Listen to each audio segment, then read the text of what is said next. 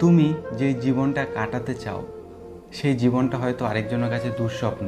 সে হয়তো সেই জীবন থেকে পালিয়ে পালিয়ে বেড়াচ্ছে।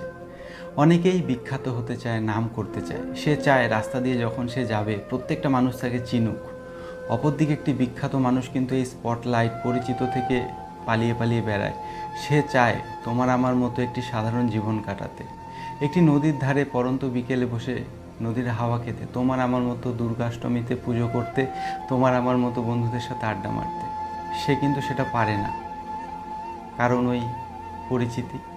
সে সেই পরিচিতি থেকেই পালিয়ে বেড়াচ্ছে।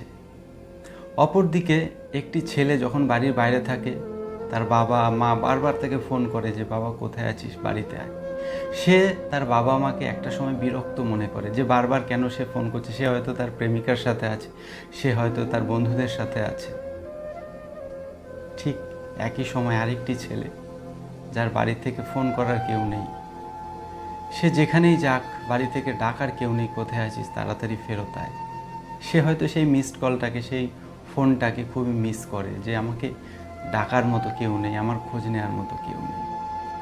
আরেকদিকে একটি ধনী মানুষ, তার হয়তো অগাধ পয়সা, কিন্তু মনে শান্তি নেই, দু চোখে ঘুম নেই। সে একটি সাধারণ জীবন কাটাতে চায়।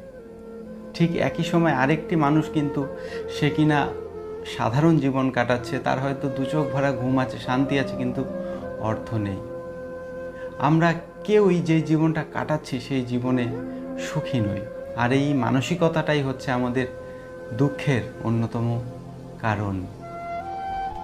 একটি বেকার ছেলে চায় যে আমি চাকরি করব, প্রচুর প্রচুর পরিশ্রম করব, অনেক নাম করব, একটি উচ্চপদস্থ কর্মচারী হয়ে নিজেকে দেখাবো, নিজেকে প্রমাণ করব।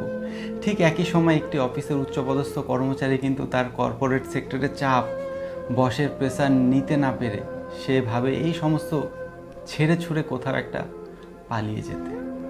এমনভাবেই আমাদের জীবনটা চলছে। প্রত্যেকের জীবন প্রত্যেকের কাছে আলাদা, প্রত্যেকের জীবন প্রত্যেকের স্বপ্ন আলাদা, প্রত্যেকের জীবন আপেক্ষিক, প্রত্যেকের ভাবনার সাথে সেটা জড়িয়ে রয়েছে। আমরা কোনোভাবেই একজনের জীবন আরেকজনের জীবনের সাথে মেলাতে পারবো না। তাই তুমি যেই পরিস্থিতিতে আছো সেই পরিস্থিতিতে দাঁড়িয়ে অপরদিকের মানুষটিকে কখনো জাজ করতে যেও না। তার অল্প কিছু কাজ, তার অল্প কিছু কথা শুনে তাকে বিচার করতে যেও না। সে হয়তো অনেক অনেক ব্যথা তার মধ্যে চাপা দিয়ে তোমার সামনে হাসছে। তাই নিজের ভাবনা চিন্তার একটা পরিধি তৈরি করো, নিজের স্বপ্নগুলো ছোট ছোট সেট করো, মানুষের মুখে হাসি ফোটাও, নিজের খেয়াল রাখো, নিজেকে ভালোবাসো, দেখবে জীবনটা খুব সুন্দর।